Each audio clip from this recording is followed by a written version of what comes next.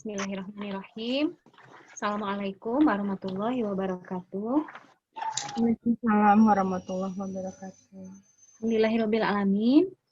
Alhamdulillahilladzi arsala rasulahu bil huda wa dinil haq yuzhirahu ala dini kullihi wa kafa billahi syahidah. Asyhadu alla ilaha illallah wa asyhadu anna Muhammadan abduhu wa rasuluhu la nabiyya ba'da.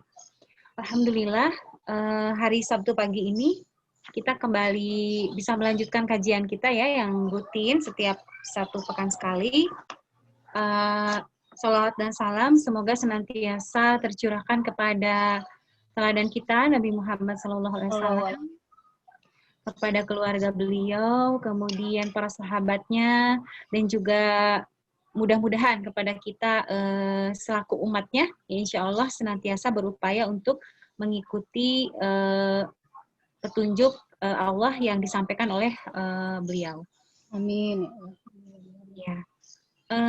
Seperti biasa ya, setiap Sabtu ini kita membedah kitab Ukudul Jain atau buku mengenai etika berumah tangga. Ini karangan Syekh An-Nawawi Al-Bantani, seorang ulama kelahiran Banten ya. Jadi asli Indonesia nih penulis bukunya ini.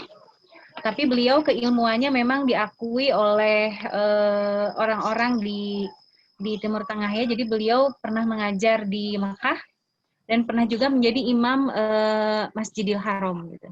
Jadi memang ada ulama asli Indonesia yang keilmuannya diakui ya di Timur Tengah. Dan beliau ini mengambil mazhab Syafi'i. Jadi nanti di banyak kajian di kitab ini kita akan menemukan banyak sekali pendapat-pendapat Imam Syafi'i yang memang diambil oleh pengarang buku ini, gitu. Karena memang beliau bermazhab Syafi'i. Nanti kita akan bandingkan dengan pendapat-pendapat yang lain yang nanti sebetulnya akan dikembalikan ya pada masing-masing kita pendapat mana yang akan kita ambil, gitu. Hanya memang mengkaji kitab ini juga sesuatu yang banyak memberikan ilmu baru ya buat kita dalam masalah berumah tangga, atau kalau di sini di bawah judul kitabnya itu ada kata fi bayani huquqi zaujain. Jadi merupakan penjelasan hak-hak suami dan istri. Jadi seperti biasa ya sistematikanya di sini di PowerPoint ini saya membuatkan poin-poin besarnya saja dari isi kitab tadi.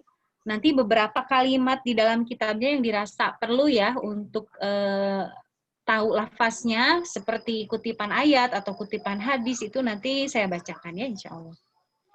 Baik, kemarin itu kita sudah bahasan terakhir tuh di slide ini ya.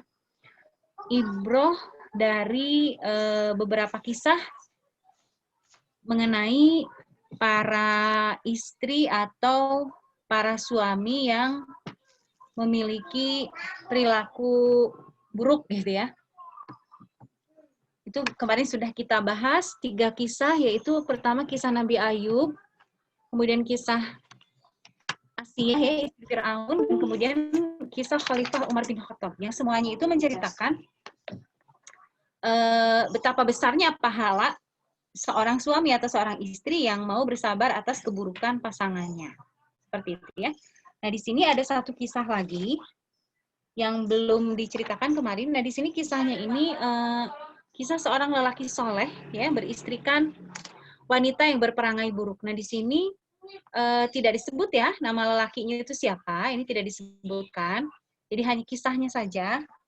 Di sini diceritakan kalau di kitabnya itu ya diceritakan di sini ada seorang lelaki yang dia itu di masa lalu ya dia sehari-hari itu pekerjaannya mencari kayu bakar di hutan ya untuk penghasilan keluarganya sehari-hari. Suatu hari ketika dia sedang pergi ke hutan seperti biasa mencari kayu bakar, kemudian datanglah seorang lelaki ke rumahnya. Dan saat itu di rumahnya itu ada istrinya, gitu ya. Kemudian si istri tadi membuka pintu dan bertanya kepada tamu ini, "Man hadza?" katanya gitu ya. "Siapakah Anda?" Nah, lelaki tamu ini menjawab, "Faqala, aku zaujika, aku adalah saudara laki-lakimu. Saudara laki-laki suamimu. Filahi, saudara, maksudnya saudara seiman filah itu ya. Kita sering dengar ya kalau di kajian-kajian itu kan kata-kata akhwati filah gitu ya. Ikhwan filah itu maksudnya adalah saudara laki-laki atau saudara perempuan yang bersaudara karena Allah. Jadi maksudnya satu saudara seiman gitu. Jadi ini si lelaki yang datang ini bukan saudara kandungnya begitu ya sebetulnya. Mungkin temannya atau sahabatnya tadi ya saudara seiman dari si suami tadi. Nah, kemudian faqalat zahaba yahtatubu gitu. Dia berkata, si istrinya ini berkata, "Oh, suamiku sedang pergi." Katanya ya, sedang pergi mencari kayu bakar tadi, begitu ya. Nah, kemudian ditinggalkanlah si tamu tadi. Jadi ini si istri ini ceritakan di sini wanita yang berperangai buruk gitu. Jadi ketika datang tamu ke rumahnya dia tidak memperlakukan tamu ini dengan baik. Jadi si teman suaminya ini ditinggalkan begitu saja ya, tidak dijamu, tidak dikasih makanan gitu sebagaimana kita menjamu tamu gitu kan ya. Nah, ini dibiarkan begitu saja. Nah, kemudian dia malah di sini dikatakan si tamunya tadi duduk di luar sendiri gitu ya dengan perjalanan yang sudah ditempuh ya capek gitu ya, tamu ini tidak dijamu ya oleh istrinya tadi. Nah, kemudian dikatakan di sini pulanglah si suaminya yang tadi mencari kayu bakar itu pulang ke rumah. Kemudian dikatakan di sini sumanazzala al-hatib an zahril asad. Nah, ada yang pernah dengar kata asad? Asad itu singa ya.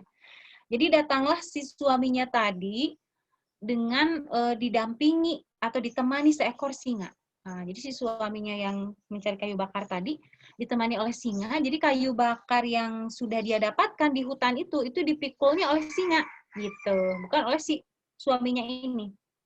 Nah, ternyata di sini kemudian si singa tadi membantu ya.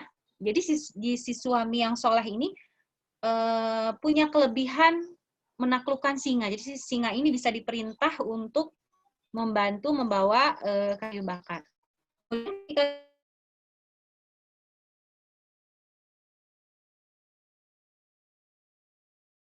Allah, pergilah wahai kau singa, semoga Allah memberkahimu. Begitu. Nah, kemudian dia melihat ada tamu gitu ya, ada temannya tadi kan, dan tidak dijamu dengan baik oleh istrinya.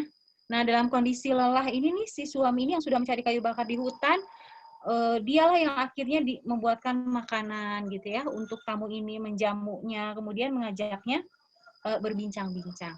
Sampai si tamu tadi kemudian berpamitan dan pulang. Nah, kemudian sudah ya seperti itu. Kemudian waktu berlalu setahun kemudian depannya si tamu ini tadi ya teman dari si suami yang soleh tadi ingin kembali lagi mengunjungi temannya gitu. Dia mengetuk lagi nih pintu rumah temannya tadi. Dan lagi-lagi temannya ini sedang mencari kayu bakar di hutan. Nah, itu pekerjaan dia gitu ya.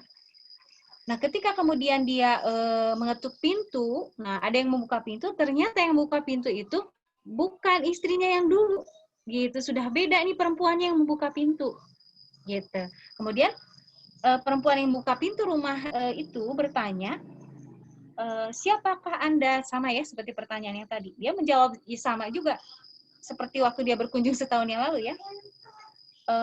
Aku zaujika, saya adalah saudara suamimu, begitu. Kemudian si perempuan tadi ini beda nih perempuan yang ini gitu ya, ternyata dia perangainya baik. Jadi si tamu teman suaminya ini dijamu, disediakan makanan begitu ya, dijamu dengan baik ya, sambil menunggu suaminya pulang. Nah, kemudian pulanglah si suami yang sedang mencari kayu bakar di hutan tadi dan dia menemui temannya yang sedang berkunjung ini. Tapi saat ini, sekarang ini, dia tidak lagi ditemani oleh singa tadi, Asad tadi. Jadi dia jalan sendiri memikul kayu bakarnya sendiri. Dan kelihatan sekali dia itu lelah gitu ya, capek gitu dengan aktivitasnya tadi membawa kayu bakar di punggungnya. Nah, ketika dia sudah tiba di rumah menurunkan kayu bakar, kemudian dia bercakap ya dengan saudaranya ini. Singa itu biasa membantu membantumu begitu. Dan kemanakah istrimu yang dulu yang perangainya buruk itu gitu ya. Nah kemudian si lelaki yang soleh ini bercerita bahwa atas kesabarannya terhadap istrinya yang sebelumnya gitu, yang berperangai buruk tadi, nah maka Allah memberikan bagi diri saya untuk menaklukkan singa tadi sehingga bisa membantu dia untuk membawa kayu bakar gitu. Nah kemudian katanya si istri pertamanya yang berperangai buruk itu meninggal dunia ceritanya gitu. Kemudian dia menikah lagi dan mendapatkan istri yang solehah. Nah di sini kemudian si lelaki yang soleh tadi berkata, tetapi ketika Allah memberikanku seorang istri yang solehah, kemudian Allah menyambut menaklukkan asad tadi atau singa tadi. Sehingga si singanya itu sekarang sudah seperti binatang liar lagi, nggak bisa lagi disuruh-suruh gitu ya untuk membantu membawa kayu bakar. Tetapi katanya, walaupun sekarang badanku lebih lelah kata si lelaki tadi karena dia harus membawa kayu bakar sendiri, dia mengatakan tapi hatiku lega katanya, hatiku bahagia hidup bersama wanita yang solihah ini. Nah ini ibrohnya yang bisa kita ambil dari kisah lelaki soleh yang beristrikan wanita yang berperangai buruk ini adalah ya hidup itu tidak ada yang sempurna ya Bu ya. Kalau kata orang Jawa mah sawang sinawang gitu. Jadi pada kondisi dia sedang beristrikan seorang wanita yang berperangai buruk, nah Allah memberikan kemudahan di sisi yang lain. Dari sisi dia ketika dia mencari nafkah gitu. Dikasihlah oleh Allah seekor singa yang membawakan kayu bakar untuknya. Nah, ketika kemudian Allah memberikan dia wanita yang solihah, ya, istri yang solihah, kemudian Allah mencabut gitu ya kenikmatan yang lain berupa kemampuannya untuk menundukkan singa tadi. Jadi ya tidak ada yang sempurna lah gitu hidup ini, gitu ya. Jadi saat ini kalau kita merasa ada yang tidak sempurna dengan pasangan kita, nah itu harus ya tadilah tidak boleh membandingkan misalnya ya dengan suami yang lain. Para suami juga sama, nggak boleh membandingkan dengan istri yang lain karena tadi ya tidak ada yang sempurna ya hidup ini. Ketika misalkan ada wanita yang diuji dari sisi suaminya yang misalnya berperangai buruk, pasti Allah memberikan kebaikan di sisi yang lain gitu. Dan ketika misalnya ada yang kelihatannya senang banget ya, kayaknya suaminya baik, suaminya soleh, mungkin Allah kasih ujian di sisi yang lain gitu, yang mungkin kita tidak tahu begitu ya. Kita sebagai orang yang ada di luar gitu ya, tidak tahu rumah tangga orang lain, kita mungkin tidak tahu apa yang menjadi ujian masing-masing pasangan gitu ya. Nah itu ibrohnya ya. Jadi insya Allah dari setiap satu kesulitan yang Allah berikan, maka Allah juga memberikan dua kemudahan gitu ya. Sebagaimana Allah katakan di dalam ayat Al-Quran, innamal usri yusron gitu ya. Sesungguhnya dalam satu kesulitan itu Allah berikan dua kemudahan. Gitu. Jadi kalau kita sedang menghadapi masalah ya atau ujian atau tadi ya diuji dari sisi pasangan, insya Allah memberikan kemudahan atau kebaikan di sisi yang lain. Sebagaimana kisah dari seorang lelaki soleh ini ya, yang beristrikan wanita berperangai buruk tadi. Nah kita lanjutkan ya materinya. Nah kemarin kan kita sudah membahas hak-hak istri atas suami ya. Hak istri atas suami, kemudian harus bersabarnya suami ataupun istri ya masing-masing atas perilaku buruk pasangannya gitu ya, dan Allah menjanjikan pahala yang besar.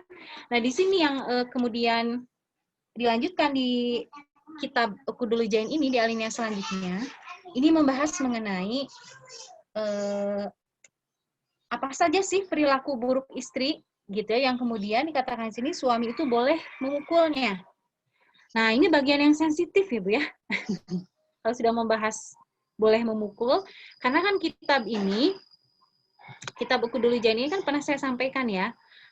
Kitab Uqudul Jain ini adalah kitab yang atau buku yang dikritik oleh orang-orang feminis karena dianggap merendahkan perempuan. Nah, salah satu poin yang mereka kritisi adalah kebolehan memukul ini, gitu ya. Jadi mereka menyerang buku ini, gitu ya, menyerang kitab ini. Padahal nanti kita bahas ya bahwa kebolehan memukul itu seperti apa sih? Jadi nggak langsung waduh, Islam kok syariat yang kejam gitu ya, istri boleh dipukul. Ini kan kita bahas insya Allah sekarang ya, kebolehan memukul itu maksudnya seperti apa? Dalam kondisi seperti apa? Apakah semua hal itu boleh mengakibatkan seorang suami memukul istrinya atau seperti apa? Nah, insya Allah kita bahas ya di alinea yang sekarang. Nah, di sini kalau di kitabnya ini halaman 12 ya, di sini dikatakan, ya juzul li zauj, diperbolehkan bagi suami an yadriba zaujatahu, untuk memukul istrinya dalam beberapa kondisi. Nah, ini sudah saya terjemahkan ya ke poin-poinnya, kondisi apa saja yang suami itu boleh memukul istri.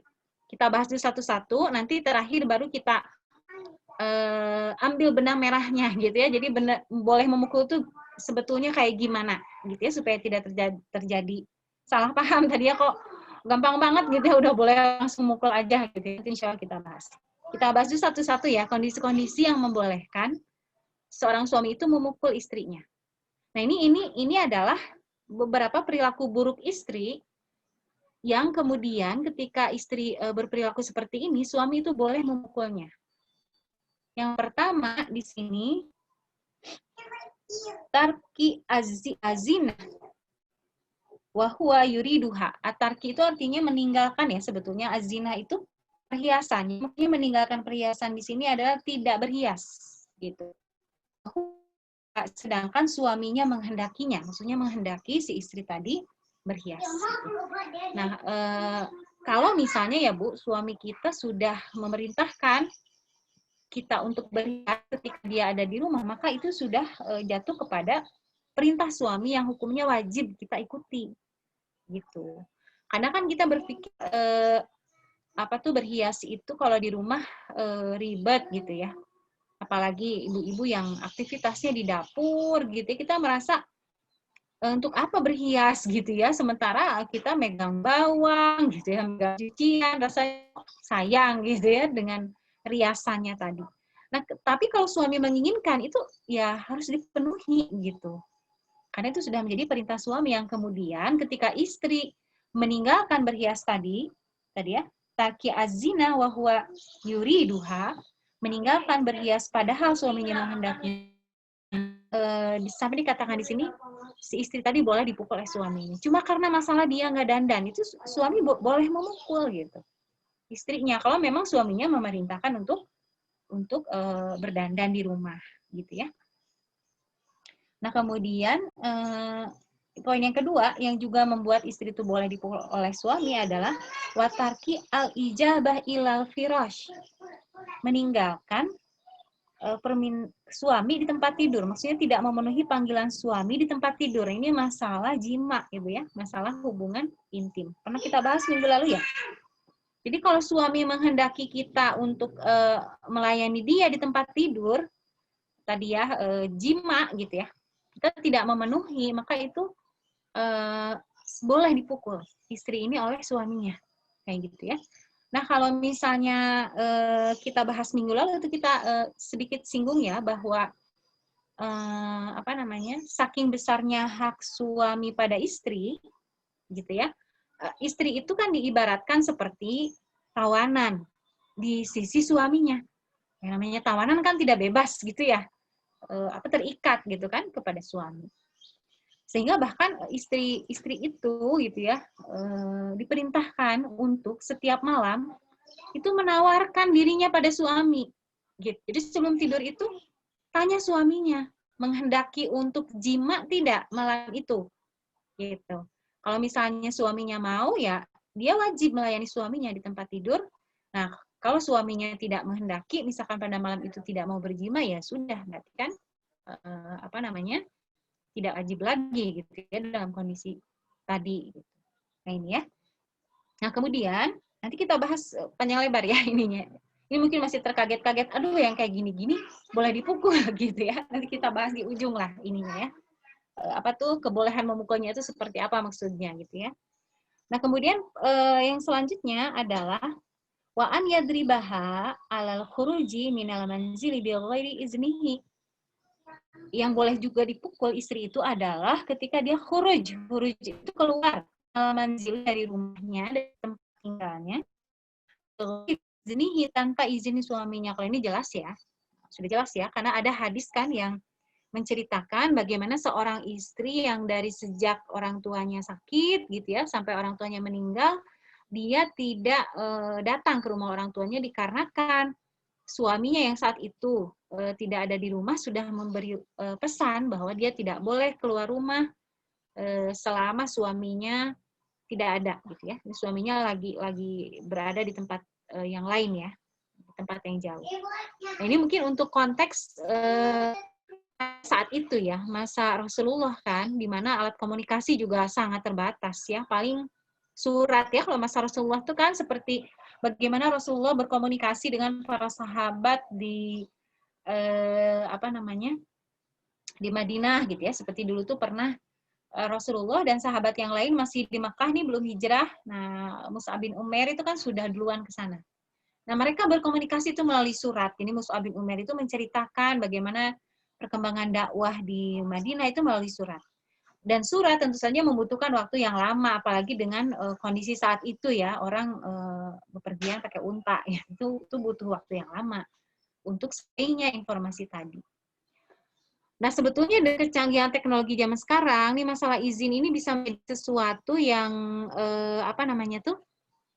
tidak lagi jadi kendala harusnya gitu ya. Jadi misalnya kondisi-kondisi kayak tadi tuh, misalnya pada asalnya hukum istri keluar rumah itu kan tidak boleh tanpa izin suami, itu hukum asalnya kan seperti itu. Tapi ada kondisi-kondisi yang kemudian kayak tadi, misalnya si istri ini orang tuanya sakit keras, ada kejadian-kejadian lah gitu yang membuat istri itu harus keluar rumah pada saat itu. Dengan kecanggihan teknologi sekarang kan tinggal WA suaminya atau telepon suaminya minta izin gitu, bisa ya sebetulnya untuk kondisi sekarang. Tapi intinya adalah tidak boleh melanggar prinsip keluar rumah tanpa izin suami, itu harus gitu. Nanti bisa komunikasinya seperti apa ya, bisa misalnya suami sudah memberikan izin secara umum, misalnya kalau untuk urusan-urusan yang memang rutin nggak usah minta izin lagi. Rutin misalnya apa? Beli sayur gitu ya, ngantar anak sekolah misal. Atau pergi ke pengajian kalau nggak lagi pandemi ya, mungkin pengajian di masjid atau di mana. Itu nggak usah minta izin lagi. Nah, itu berarti ya sudah gitu ya. Untuk hal-hal seperti itu, nggak perlu bilang lagi ke suaminya. Tapi yang kemudian di luar kebiasaan gitu ya, bukan keluar rumah yang rutin, teman lama gitu ya, reunian kayak gitu-gitu. Nah, itu harus tanya dulu ke suami, boleh atau tidak, kayak gitu ya. Nah, itu ya keluar rumah tanpa izin suami. Kemudian yang selanjutnya adalah wa'ala darbiha al-walad allazi la yaqilu inda bakaihi. Dan ketika seorang istri itu memukul anak kecil ya, anaknya maksudnya ya, allazi la yaqilu, anak yang belum berakal, inda bakaihi, ketika anak itu menangis. Nah, anak yang belum berakal itu maksudnya adalah anak yang belum balik, gitu ya Bu ya. Batasan balik itu kan kalau perempuan, anak perempuan sudah keluar darah haid itu sudah balik kan ya. Kalau anak laki-laki dia sudah mimpi basah berarti sudah balik. Biasanya kisaran usianya sekitar, kalau anak laki itu sekitar 15 tahun gitu ya. Tapi kalau anak perempuan sekarang kan lebih cepat baliknya ya Bu ya. Yang SD haid aja udah ada sekarang kan. Nah, yang dimaksud dengan anak yang belum berakal ini anak-anak yang belum balik.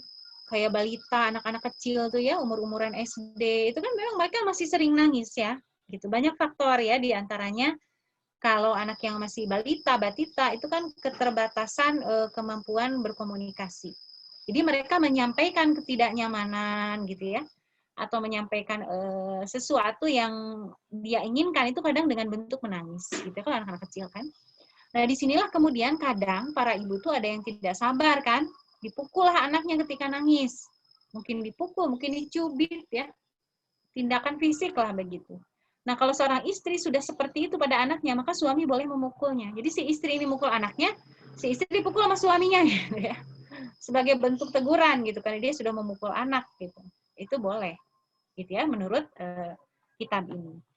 Nah, kemudian yang selanjutnya, bolehnya juga suami itu memukul istri adalah ala syatmi ajnabiyin, ketika si istri itu memaki-maki orang asing. Nah, ini maksudnya apa orang asing? Ajnabi atau orang asing itu bukan orang yang tidak dikenal Ibu ya. Jadi orang asing itu orang lain yang bukan mahram kita, itu ajnabi, itu maksud orang asing di sini. Jadi orang asing di sini bisa masuk kepada kategori orang asing ini, kalau bahasa Arabnya tadi ajnabi ya, bahkan tetangga pun itu ajnabi gitu. Walaupun ya tetangga kan nggak mungkin kita nggak kenal ya. Jadi asing di sini lebih ke arah dia itu bukan dari keluarga kita, bukan mahram kita, orang tadi. Itu ajnabi. Jadi bisa jadi itu ajnabi itu nanti kalau kita bicara batasan mahram ya, bisa jadi seperti sepupu itu masuk ke ajnabi, ipar juga masuk ke ajnabi karena mereka bukan mahram kita gitu. Ajnabi atau kalau diterjemahkan di bahasa Indonesia orang asing, makanya sebetulnya kurang tepat ya. Ajnabi saja kita sebutnya karena ajnabi itu nanti ukurannya adalah dia mahram atau bukan gitu. Jadi bisa jadi ajnabi itu masih dari kerabat ya, masih ada hubungan persaudaraan, tapi dia sudah terkategori ajnabi karena dia bukan mahram. Bukan orang yang berhak melihat aurat kita gitu ya, itu ajnabi. Nah, kembali ke bahasan kita. Jadi, seorang istri yang memaki-maki orang asing atau ajnabi tadi itu sudah boleh dipukul oleh suaminya. Maksudnya memaki-maki itu apa? Kan perempuan tuh ini ya, Bu ya. Mungkin terasa oleh kita semua ya. Kalau kita lagi kesal sama seseorang, kita kan cerita sama suami ya biasanya, curhat lah begitu kan. Nah, mungkin kadang lisan kita tidak terjaga. Ketika kita menceritakan orang tadi yang membuat kita kesal tadi, keluarlah maki-maki kita gitu terhadap orang itu. Itu misalnya dasar ya, kayak gitu-gitu kan mau maki-maki itu ya. Keluar kata-kata yang buruk gitu. Nah, ini sudah membolehkan suami itu memukul kalau istrinya kayak begitu. Berarti kan ini lisan istrinya tidak terjaga gitu. Sekesal apapun kita sama orang kan nggak boleh sampai keluar kata-kata kasar kayak tadi. Gitu ya. Kata-kata kasar, apa tuh kebun binatang, segala macam binatang disebut, itu kan kata-kata yang memaki-maki, yang kasar. Jadi kalau seorang istri sudah seperti itu, suaminya berhak untuk memukul, gitu ya. Nah kemudian selanjutnya yang mengakibatkan suami juga boleh memukul istri adalah wa'ala tamziki siyabi zauji.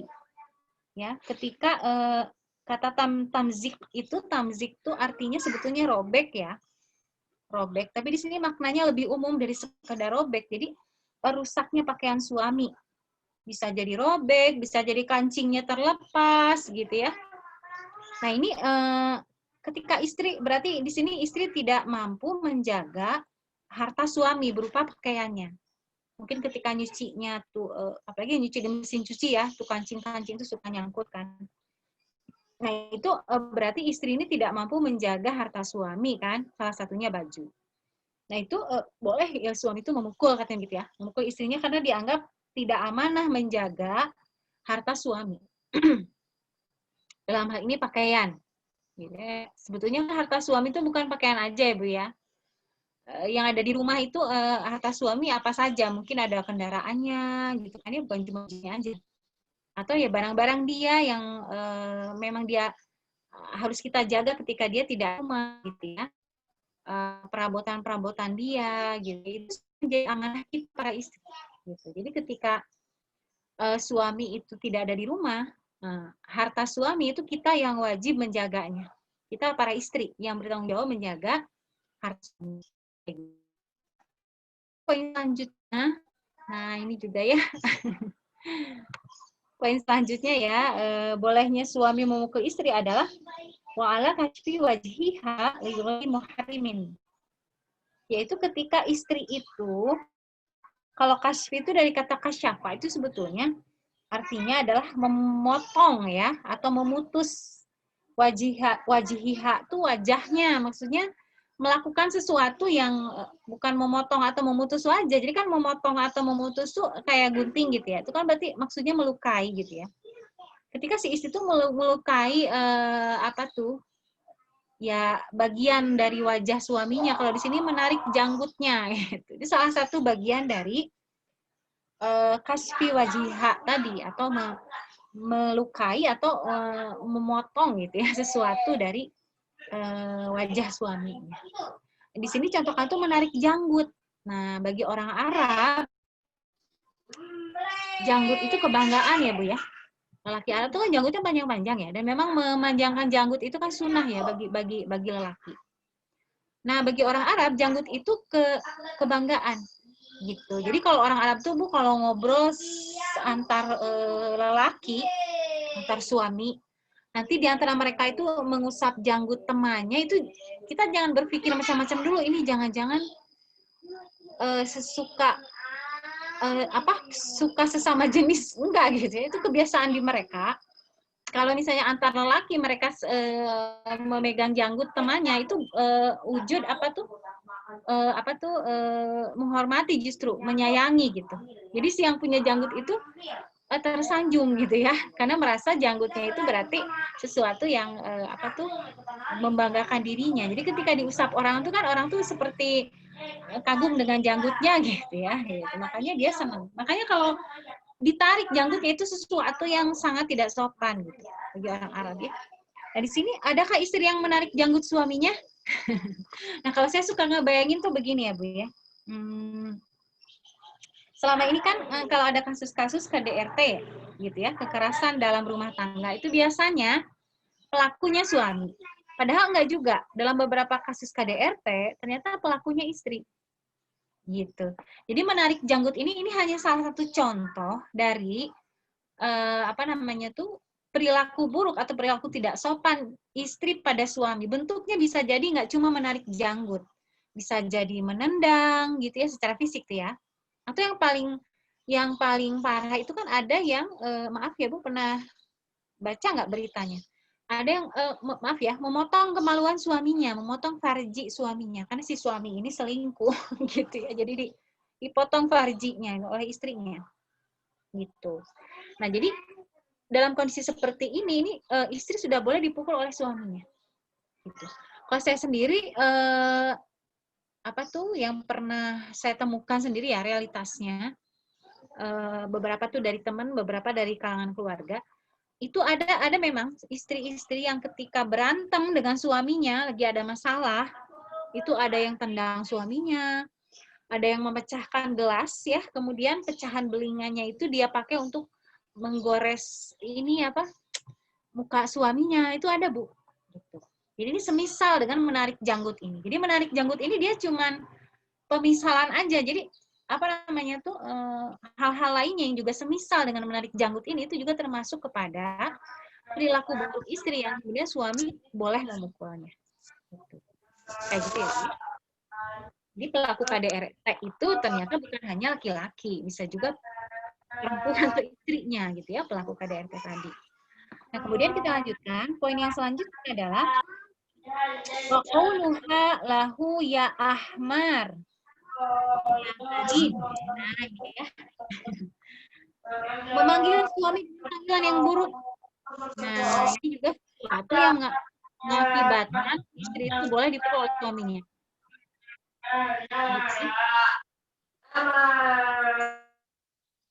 Nah, kalau dicontohkan di sini Bu, di kitab ini panggilan yang buruk, panggilan seorang istri yang buruk pada suaminya, contohnya di sini tuh ya himar, wahai keledai, gitu ya. Kan keledai itu binatang yang disimbolkan identik dengan apa? Dengan kebodohan, dengan kedunguan gitu ya, keledai itu. Berarti ketika memanggil suaminya ya himar tadi, wahai keledai, hei keledai gitu, berarti suaminya dianggap bodoh, gitu kan? Nih di masyarakat kita sering nggak Bu memanggil suami dengan panggilan buruk waktu dia kesel sama suaminya atau berantem, banyak kan?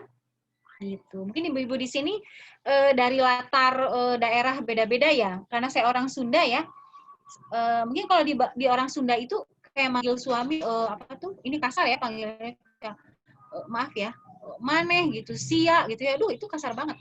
Tapi itu terjadi loh Bu gitu. Maksudnya di masyarakat kita ketika suami istri berantem itu keluarlah panggilan-panggilan buruk itu. Gitu kan? Orang Sunda begitu Bu, kalau orang Sunda ya. Mungkin yang semisal dengan himar tadi atau keledai. Kalau dalam bahasa Sunda tuh misalnya belegug, nah gitu. Tuh belegug tuh bodoh banget gitu. Orang yang bodoh banget.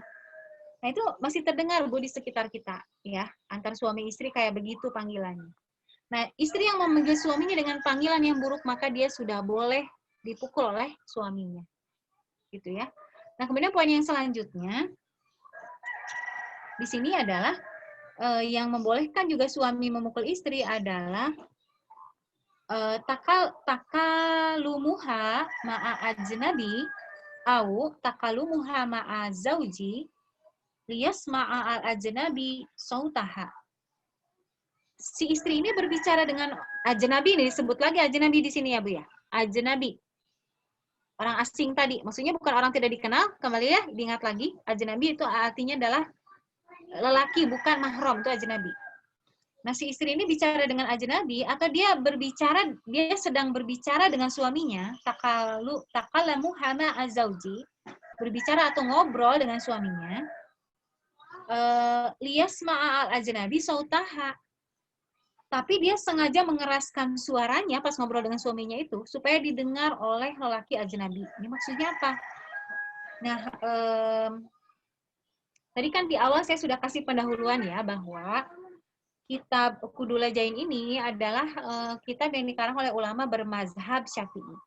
Ya, dan mazhab Syafi'i itu adalah mazhab yang mewajibkan wanita itu menutup wajahnya ketika keluar rumah.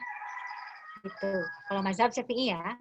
Sehingga otomatis dengan tertutupnya wajah seorang muslimah, maka dia tidak bisa berbicara, bercakap-cakap dengan ajnabi tadi, dengan laki-laki yang bukan mahram, gitu.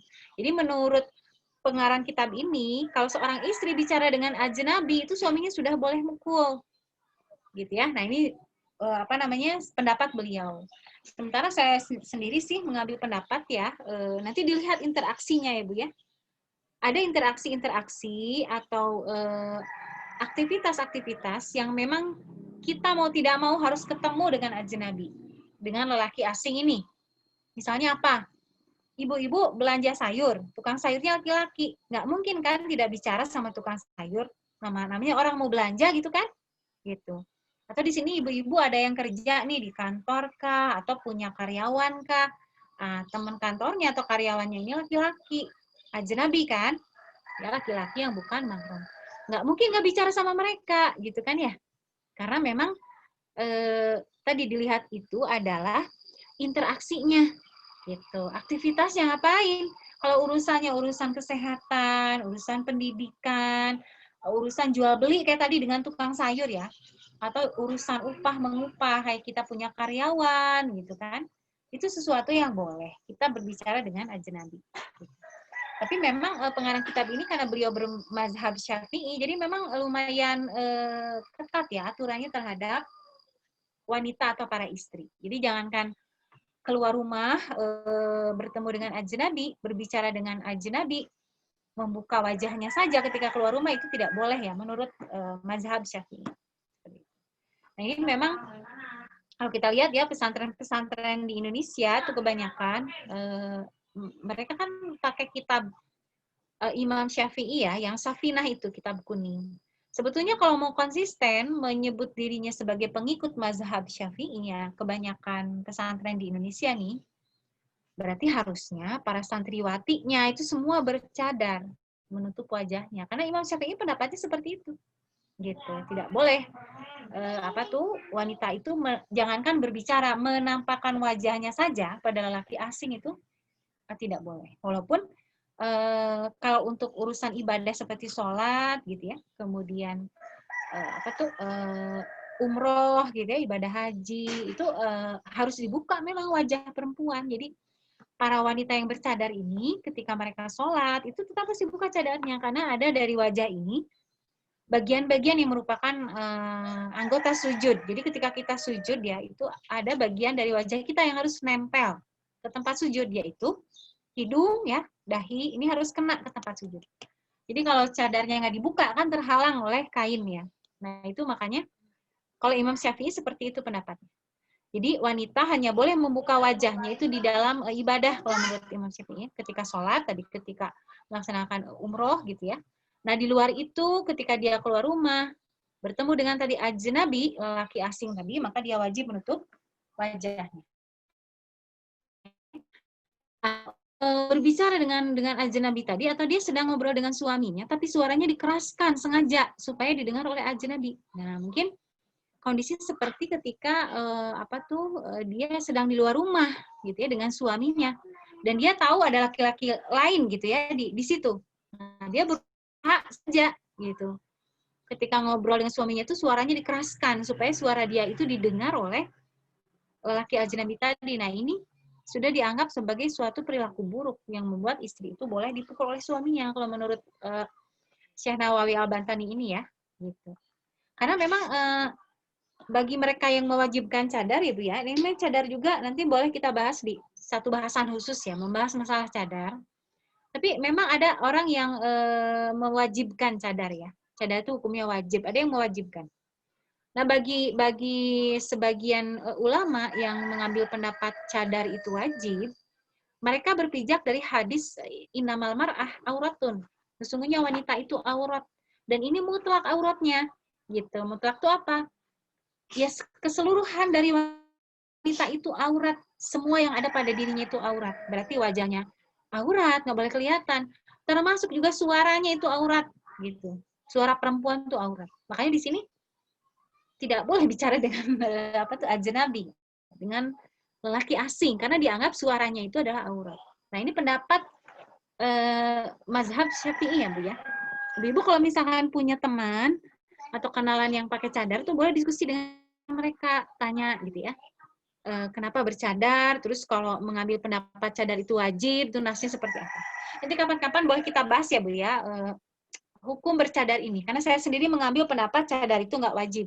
Kalau saya ya, nanti saya bisa kasih referensi dari kitab yang lainnya, membahas mengenai cadar. Kalau saya mengambil pendapat cadar itu mubah boleh ya, nggak sampai wajib, tapi mubah saja atau boleh. Jadi kalau mau pakai silahkan, nggak juga nggak masalah. Nanti kita bisa bahas ya di bahasan tersendiri, karena itu butuh bahas sendiri karena nas-nas berkaitan dengan cadar atau niqab atau burqa itu ya, itu nasnya banyak juga gitu dari ayat Quran dan hadis.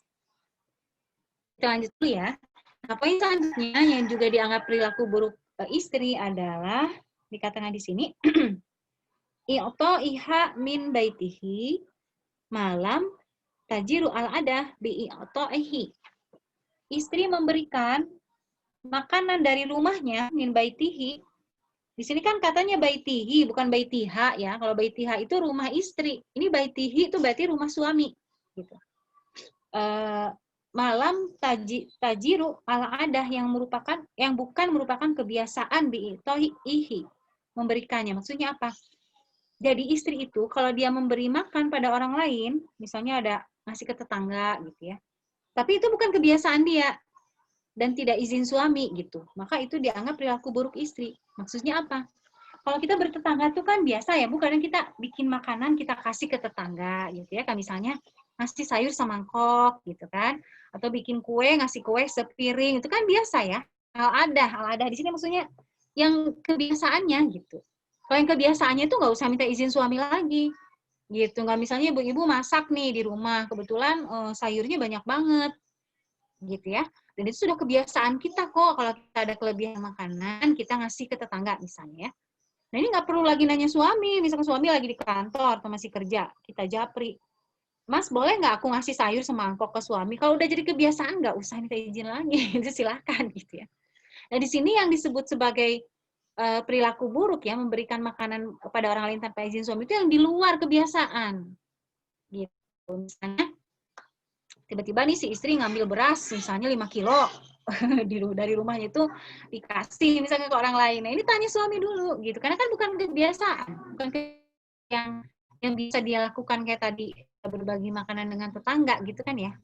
Ini tanya suaminya dulu, Mas, ini ada tetangga kita yang belum makan nih, nggak punya beras, boleh nggak ambil 5 kilo dari beras kita di rumah? Nah, itu tanya dulu gitu ya kepada suami kita. Walaupun di rumah itu manajer kita ya, sebetulnya kita manajer rumah tangga kan yang ngatur beras itu beli tuh per bulan berapa kilo gitu kan ya, telur berapa gitu ya. Memang kita kan dari si pengaturan itu, tapi mengeluarkannya, memberikannya pada orang lain di luar kebiasaan kita itu harus izin suami. Jadi ketika memberi makanan pada orang lain tanpa izin suami yang di luar al-adah tadi atau kebiasaannya tadi, maka itu dianggap perilaku buruk istri yang suami itu boleh memukulnya ya. Nah, satu lagi di sini perilaku buruk istri itu adalah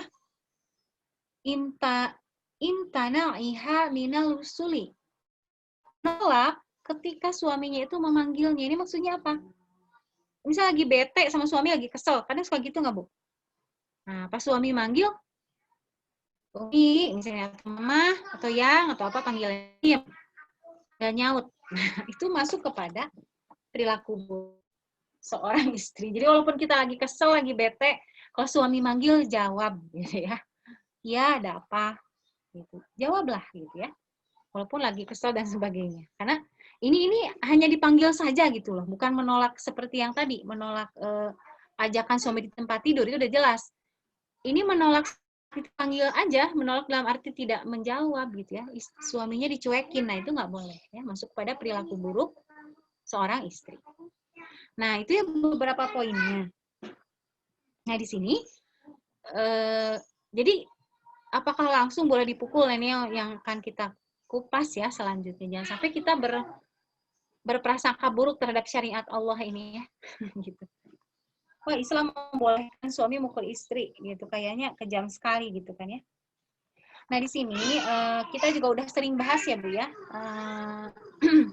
Poin-poin ini ya, dari tadi yang poin pertama, tidak berhias, tidak memenuhi panggilan suami di tempat tidur, dan selanjutnya, sampai yang terakhir tadi menolak saat dipanggil suami.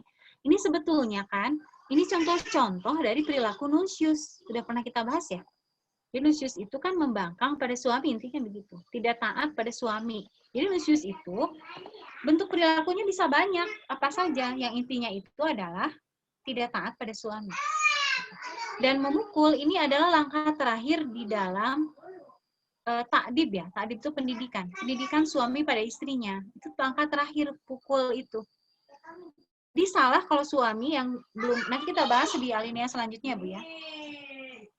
Suami yang tidak pernah memberikan pendidikan pada istrinya tiba-tiba mukul, itu salah lah, gitu ya. Dalam beberapa kasus KDRT kita kan sering melihat tuh, Bu, malah itu lebih kacau lagi, lebih tidak jelas lagi maksud pukulannya itu kan. Suami yang mabok-mabokan di luar gitu ya, pulang ke rumah mukul istrinya. Atau berantem gitu, kemudian nggak sabar dengan perilaku buruk istrinya itu langsung dipukul. Jadi prosesnya itu tidak ditempuh. Gitu, bahwa Allah memberikan hak bagi suami untuk boleh memukul istri, itu ada proses yang harus ditempuh dulu oleh suami. Sudahkah dia memberikan pendidikan untuk istrinya? Sudahkah dia membekali istrinya dengan ilmu agama? Udah belum? Bisa jadi istri ini berperilaku buruk seperti ini karena dia nggak paham. Dia nggak tahu kalau menolak suami di tempat tidur itu adalah suatu maksiat. Gitu ya. Dia tidak tahu kalau memanggil suaminya dengan panggilan yang buruk itu suatu maksiat, suatu perilaku buruk. Bisa jadi dia nggak tahu. Gitu. Jadi, sudahkah suami itu membekali istrinya dengan ilmu agama, mendidiknya? Kalau belum, tiba-tiba mukul aja, nah itu nggak bisa juga seperti itu, gitu ya. Jadi syariat memukul ini bukan sesuatu yang tiba-tiba aja gitu ya, langsung boleh dipukul, tidak. Jadi proses pendidikannya ditempuh belum oleh suami. Ini kita bahas di alinea bawah itu makin jelas ya, Bu ya. Kewajiban mendidik istri gitu dari seorang suami. Proses itunya sama kayak kita ke anak gitu kan, Bu ya. Anak kita nggak mau sholat. Rasulullah membolehkan anak umur 10 tahun yang tidak mau sholat itu boleh dipukul. Tapi kita sebagai orang tua nggak pernah ngajarin dia sholat. Tiba-tiba dipukul aja. Nah itu salah secara syariat. Gitu. Ya, anak tuh dari kecil nggak pernah kita ajari sholat, nggak pernah kita suasanakan suasana sholat di rumah gitu ya. Tiba-tiba pas dia sudah besar dan dia nggak mau sholat, langsung aja kita pukul. Nah itu salah. Begitu juga suami kepada istri. Jadi nggak serta-merta nih ya Bu ya.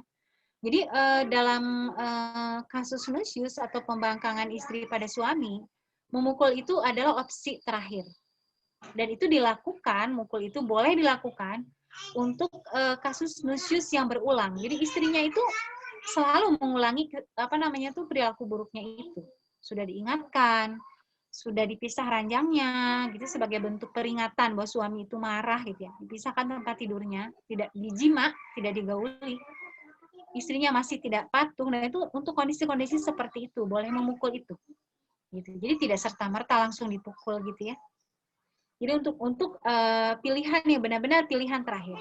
Dan ini pun sebetulnya ketika dibandingkan dengan kebolehan memukul anak ya, anak umur 10 tahun yang tadi yang tidak mau sholat itu, maka perbandingannya atau perbedaannya itu adalah kalau untuk istri itu diutamakan dimaafkan, tidak dipukul. Kalau untuk istri gitu. Tapi kalau untuk anak diutamakan tetap dipukul. Karena beda mungkin efeknya ya. Kalau anak kecil dipukul mungkin ketika dia nggak mau sholat ya, nah dipukul itu mungkin akan beda efeknya dibandingkan dengan cuman terus dinasehati. Karena anak-anak itu kan memiliki karakter apalagi usia 7 tahunan ke bawah itu, otak mereka itu kan masih konkret. Mereka belum bisa mencerna kalimat-kalimat yang realitas itu nggak ada di hadapan mereka. Misalnya, kalau kamu nggak mau sholat nanti Allah marah. Itu mereka belum mencerna, ya, yang seperti itu. Makanya kenapa dibolehkan memukul anak usia 10 tahun saat dia nggak mau sholat? Karena pukulan itu lebih real buat dia, gitu. Dengan dia nggak mau sholat tuh dia dipukul, gitu. Itu lebih real buat dia, lebih nyata, dan dia merasakan ketidaksukaan orang tuanya atas perilaku dia nggak mau sholat dengan dipukul tadi. Tapi kalau istri lebih diutamakan, walaupun boleh suami memukul lebih diutamakan, suami itu memaafkan. Tapi dari sisi ini, Bu, berarti ketika seolah ada kesamaan ya, perlakuan istri dengan anak sama-sama boleh dipukul, berarti sebetulnya istri itu kadang tuh seperti anak-anak gitu. Perempuan tuh ya, ibu-ibu ngerasa nggak? Kadang kita tuh kayak anak-anak gitu ya, kolokan gitu. Ketika kesel ke suami, karena perilaku kita kayak anak kecil. Tiba-tiba cemberut, anak kecil kalau lagi moodnya jelek gitu ya, tiba-tiba mereka cemberut aja, nggak jelas gitu ya, tiba-tiba nangis aja gitu, anak kecil ya. Nah, kita pun perempuan kadang kan gitu ya, apalagi kalau lagi PMS gitu kan, tiba-tiba kesel aja, tiba-tiba bete aja gitu. Nah itu jadi kayak perempuan tuh kayak anak kecil kadang ya, makanya beberapa perlakuannya itu diperlakukan seperti anak kecil gitu ya. Nah itu maksudnya memukul tadi. Dan satu lagi, tentu saja memukulnya itu bukan memukul di tempat-tempat yang membahayakan gitu ya, misalnya di wajah itu nggak boleh, atau di bagian-bagian vital dari tubuh yang lain yang kalau dipukul tuh kayak dada itu kan bahaya ya. Dan pukulannya itu bukan pukulan yang membekas dan menyakiti, jadi nggak boleh mukulnya tuh sampai misalnya memar-memar gitu ya, sampai ada luka, itu nggak boleh, tidak boleh membekas gitu. Ya membekas itu kan kayak memar itu berarti pukulan yang membekas kan gitu. Jadi bukan yang seperti itu. Jadi jauh sekali dari tudingan tadi ya, orang-orang feminis tadi bahwa Islam itu merendahkan perempuan dengan membolehkan lelaki itu memukul istrinya. Karena kalau yang saya rasakan Ibu ya, ini saya secara pribadi nanti boleh sharing Pak Ibu merasakan hal yang sama ya. Taat pada suami itu memang Bu di poin-poin ini nih yang barusan kita bahas ya, yang masuk kepada perilaku buruk istri. Ini berat loh Bu untuk dijalani. Ya, taat pada suami itu berat untuk dijalani. Makanya menjadi istri soleha itu memang sesuatu yang tidak mudah gitu. Bahkan ketika Rasulullah dalam perjalanan Isra dan Mi'raj sempat menengok ke dalam neraka, kemudian beliau mengatakan, sesungguhnya kebanyakan isi neraka itu adalah perempuan, gitu. Dikarenakan mereka kufur pada suaminya. Karena memang berat, taat pada suami itu berat. Kayak gini nih, lagi bete, suami memanggil kita kan pengennya diam aja, pengennya kita cuekin aja, benar nggak? Gitu. Tapi itu kan ternyata masuk kepada tadi ya, perilaku buruk seorang istri. Memang berat ya,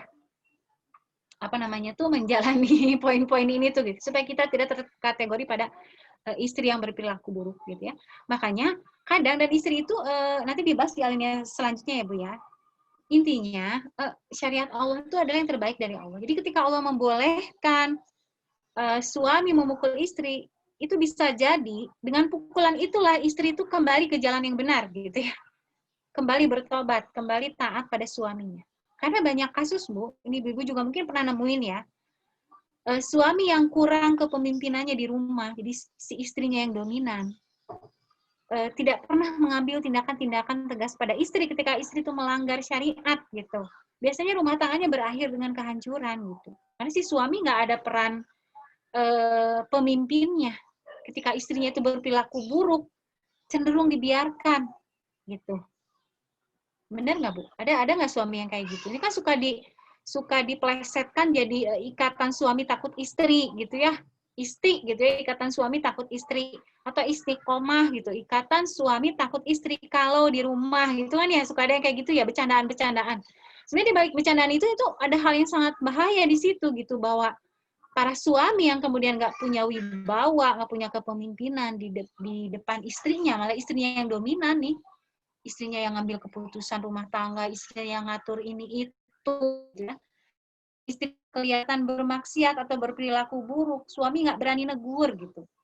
Atau mengambil tindakan jauh lebih dari itu, bukan cuma negur. Tadi kalau tahap nusyus itu kan dinasehati, dipisah ranjangnya, dan dipukul. Ini nggak ditempuh gitu. Langkah ini hanya si istri itu tetap dalam perilaku buruknya, gitu ya.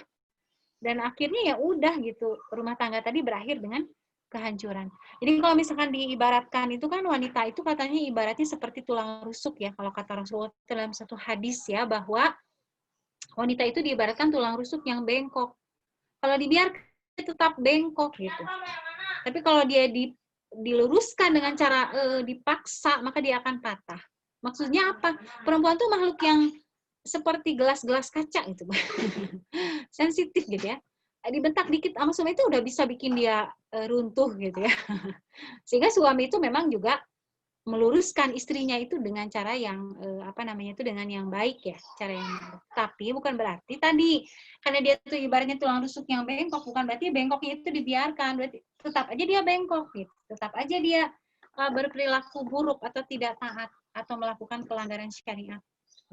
Jadi kayak tadi tuh si istri curhat nih, dia lagi kesel sama seseorang, misal kesel sama tetangganya, dia curhat terus mau maki-maki tetangga itu, suami harus sudah mulai stop. Nah, harus di situ udah mulai diingatkan istrinya itu kamu seperti itu sudah berperilaku buruk, sudah memaki-maki orang. Kan ada suami yang nggak berani gitu, Bu, benar nggak? Istrinya ngomel-ngomel, maki-maki orang, dia dengerin aja gitu kan, atau dia diem aja gitu. Jadi banyak suami-suami yang berlepas tangan dari perilaku buruk istrinya. Padahal nih kita lanjut ke yang selanjutnya, Bu ya. Nah, slide ini sudah. Oh ya. Slide-nya habis gitu ya. Jadi saya bikin sampai mana ya slide-nya. Nah, ya. Nah, ini nggak usah pakai slide ya, alinea selanjutnya ya. Satu alinea lagi ya, Bu ya, kita bahas ya. Masih ada waktunya, kita 10 menit lagi ya. Kita sampai 10:30, nanti setelah itu boleh kalau mau bertanya. Maaf, ini slide-nya saya belum bikin lagi. Tapi yang selanjutnya sih nggak usah pakai slide, insya Allah disimak aja ya. Nah, kemudian, itu kan tadi perilaku buruk para istri ya. Tadi yang membolehkan suami itu untuk memukulnya. Tapi kemudian juga yang harus menjadi perenungan gitu ya bagi suami adalah ketika istrinya berperilaku buruk tadi, apakah dia sudah memberikan pendidikan kepada istrinya atau belum? Sudah membekali istrinya dengan ilmu agama atau belum? Gitu. Jadi nggak serta-merta dia langsung boleh mukul gitu pas istrinya berperilaku buruk. Nah, di alinea selanjutnya di kitab ini dijelaskan bahwa ketika istri itu berperilaku buruk, maka suami harus muhasabah dirinya. Sudahkah dia melakukan kewajiban untuk menasehati dan mengajari istrinya? Nih, kalau di sini, kalau di kitabnya ya, dikatakan di sini, ketahuilah bahwa sesungguhnya seorang suami itu dituntut untuk menasehati istri mereka atau menyuruhnya kepada hal-hal yang baik, gitu ya. Nah, ini di kitabnya seperti itu. Nah, di sini kemudian saya mau bacakan suatu hadis ya, Bu ya. Di sini dikutip hadis di dalam alinea ini. Rahimallahu rajulan, Allah itu menyayangi, rahimah itu menyayangi ya, menyayangi seorang lelaki, qala yang selalu berkata kepada keluarganya, berarti keluarga di sini istri dan anak-anaknya ya. Ya ahlahu, wahai keluargaku, berarti di sini si suami ya bicara ya. Sholatakum, sholatlah kalian. Siyamakum, saumlah kalian. Zakatakum, tunaikanlah zakat oleh kalian gitu ya. Kemudian miskinakum, yatimakum, jironakum gitu ya. Kemudian memerintahkan amalan-amalan baik yang lainnya.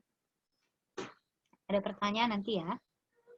La'allahu yajma'ukum ma'ahum fil jannah. Maka Allah akan mengumpulkan mereka semua di surga Allah. Nah, ini maksud hadis ini apa? Jadi lelaki atau suami yang disayangi oleh Allah adalah suami yang selalu memerintahkan keluarganya untuk beramal baik. Gitu ya. Jadi selalu menasehati keluarganya. Jadi kalau misalnya wanita tuh identik dengan kecerewetan ya, kita kan katanya menurut penelitian neuroscience ya, perempuan itu harus mengeluarkan 2.000 kata per hari. Itu baru sehat secara mental katanya ya. Jadi kita perempuan kalau ngomongnya kurang gitu ya, kurang dari 2.000 kata per hari, katanya itu mentalnya kurang sehat. Begitu ya kalau menurut neuroscience. Lelaki itu kan katanya rata-rata ya 7.000 kata per hari. Makanya para suami kalau udah datang ke rumah gak banyak ngomong, katanya begitu ya. Padahal di dalam hadis ini dikatakan justru lelaki yang disayangi oleh Allah tuh lelaki yang banyak ngomong gitu, yang banyak bicara, gitu kan? Jadi ngelihat istrinya malas-malesan udah azan, ayo nih sholat, gitu. Ngelihat anaknya berantem, gitu ya. Dia akan berusaha mendamaikan anaknya, diajak bicara, dikasih dongeng, segala macam. Itu lelaki yang disayangi oleh Allah. Berarti bicaranya banyak dong, gitu ya kalau begitu. Jadi bukan anaknya berantem, cuma ngebentak aja sekali, diem, dong. Gitu. Kayak identiknya para bapak tuh begitu ya. Anak-anaknya berantem, bapaknya datang dengan melotot, dibetak, suruh diam. Udah anak-anak diam, tapi dalam diam karena ketakutan. Bukan diam karena paham bahwa berantem itu hal yang tidak baik gitu kan ya. Nah itu banyak terjadi kan di kita. Padahal di sini Allah mengatakan seperti itu ya. Dan ketika para suami ini seperti itu selalu mengingatkan istri dan anaknya, Allah mengatakan la'allaha yajma'ukum ma'ahum fil jannah. Maka Allah akan mengumpulkan kalian semua di surga Allah. Jadi memang kalau kita merasa sayang kan sama keluarga kita ya, dengan suami, dengan anak kita, kita sayang pengennya kan bareng-bareng, benar nggak Bu? Baru-baru berpisah yang lama nih, kayak Bu Dewi ya, suaminya lagi di Semarang, pasti kangen ya Bu ya? Pasti pengennya tuh ngumpul gitu. Jangankan berpisah yang waktu lama, waktu sebentar aja kan namanya sama suami, sama anak tuh pasti kangen. Makanya kebayang kalau perpisahan itu terjadi di akhirat gitu. Satu di surga, satu di neraka. Kayak gimana coba rasa penderitaannya itu. Dan untuk mengumpulkan, untuk berkumpul semua di surga, di sini Allah mengatakan haruslah seorang lelaki itu adalah lelaki yang tadi selalu menyeru keluarganya. Ya ahlahu, wahai keluargaku, sholat takum, sholatlah kalian, siyamakum, saumlah kalian gitu. Jadi si bapak ini juga harus cerewet gitu kan ya. Bukan cuma ibunya gitu yang cerewet ya. Nah kita lanjutkan. Kemudian di sini ya, selain seperti itu ya di dalam hadis tadi, kemudian dikatakan juga di sini bahwa suami itu haruslah sebentar ya. Nah ini tidak boleh menyakiti istrinya, ya. Kemudian harus bersabar atas gangguan istrinya. Ada kata gangguan di sini. Kita para istri dianggap pengganggu ya. Di sini bahasa Arabnya itu bian yasbiro, bersabarlah para suami ala idzaiha, atas gangguan istrinya. Wayata latofa biha, dan berlemah lembutlah pada istrinya. Bian yada roiha bil ma'ruf, dan mempergaul istrinya dengan ma'ruf. Gitu. Suka ngerasa ngegangguin suami nggak Bu? Gitu ya, suami lagi enak-enak tidur dibangunin gitu ya. Nah kadang apa tuh para suami mungkin kesal ya dengan hal seperti ini kan. Jadi bersabarlah gitu atas gangguan istri. Kenapa dikatakan di sini? Fa innahunna nakisotun aklin wadinin. Karena sesungguhnya para istri itu nakisoh, kurang apanya? Aklin wadinin, kurang akalnya dan agamanya, katanya Bu, kita para istri ini gitu ya, kurang agama dan kurang akal. Maksudnya apa? Bukan kita wanita tidak berakal Ibu ya, secara fitrah, secara apa tuh potensinya memang kita wanita adalah makhluk yang biasanya lebih ke depan rasanya dulu daripada akalnya dulu. Kita juga punya akal ya, kita juga bisa berpikir sebagaimana lelaki berpikir. Tapi kita akan lebih mengedepankan rasa dulu sebelum logika. Biasanya gitu kalau perempuan kan. Nah, suka ada istilah baper gitu kan ya. Belum apa-apa udah baper gitu perempuan. Tapi memang sudah fitrahnya seperti itu. Kalau laki-laki kan yang ke depan itu logika dulu. Makanya kalau berantem suami istri, perempuan tuh kan cenderung pengen pulang ke rumah orang tuanya, pengen pergi gitu ya. Karena rasanya yang lebih dulu ke depan gitu. Pokoknya saya saat ini lagi kesel, lagi nggak mau deket-deket suami, makanya pengen pulang ke rumah orang tua, makanya pengen pergi. Gitu biasanya perempuan kan. Tapi kalau laki-laki, karena logikanya yang lebih ke depan gitu, dia tidak akan seperti itu. Kesel sama istrinya paling diem kan, gitu. Nggak jadi kemudian tiba-tiba udah kamu pulang ke rumah orang tuamu, gitu ya. Rata-rata laki-laki. Ya, mungkin ada juga laki-laki yang kayak gitu ya. Makanya di sini salah satu hikmah dari disyariatkannya hak talak itu ada di tangan lelaki, karena untuk menjatuhkan talak itu nggak bisa dengan emosional ya. Sekedar kesel, udah kita cerai itu nggak bisa. Gitu ya, harus dipikir jernih, dan itu bisa porsinya itu laki-laki lebih bisa berpikir lebih ke depan. Dan ini bukan berarti sesuai dengan tudingan orang feminis, berarti Islam itu merendahkan wanita dibandingkan laki-laki. Ya, tidak juga. Karena kalau bicara kepada fungsi masing-masing, ketika wanita rasanya lebih dominan, itu memang sesuai dengan porsi dia untuk mengasuh anak. Nah, gitu ya, Bu ya. Mungkin di sini ibu-ibu yang udah punya anak ya, ngerasain ya, kalau anak-anak usia dia sudah mulai banyak ego ya, sudah mulai banyak nggak mau nurut sama orang tua karena dia sudah muncul egonya, ingin menunjukkan ini aku nih individu yang bebas gitu, yang boleh beda dong dengan orang tua gitu. Misalnya orang tua nyuruh mandi malas gitu, orang tua nyuruh makan malas, karena dia ingin menunjukkan ada tahap itu ya, anak-anak tuh ada tahap dia ingin menunjukkan bahwa dirinya itu individu yang bebas, individu yang beda dengan orang tuanya, jadi boleh dong beda gitu. Nah, anak-anak pada usia seperti itu biasanya kalau dihadapinya oleh seorang ayah atau suami, karena mereka logika itu lebih ke depan, mereka biasanya ngambil simpelnya aja, Bu, laki-laki itu. Gitu ya, misalnya gini, kamu nggak mau mandi, udah masuk kamar, dikunci, dikurung. Biasanya laki itu lebih logis kayak gitu-gitu tindakannya, benar nggak? Gitu. Kalau wanita kan enggak ya, kita kan perempuan walaupun kesel sama anak, walaupun ngomel karena anak nggak mau mandi, susah makan, kita nggak akan setega itu masukin anak ke kamar, kita kunci, gitu kan ya.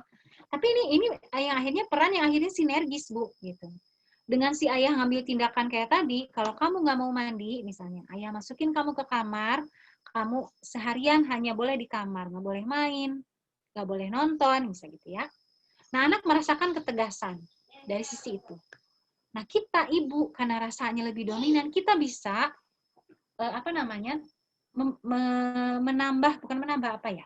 menghaluskan lah gitu ya dari sisi yang lain. Jadi kan anak itu ketika dia di satu sisi merasakan ketegasan dari ayah, nggak mau mandi kan, dan ini nggak main-main, ayahnya menunjukkan tindakan yang tegas. Tapi kadang anak itu nantinya jadi akan merasa ayahnya itu nggak sayang sama dia gitu, dengan memberikan tindakan-tindakan tegas seperti tadi. Nah, disinilah porsi kita sebagai ibu gitu.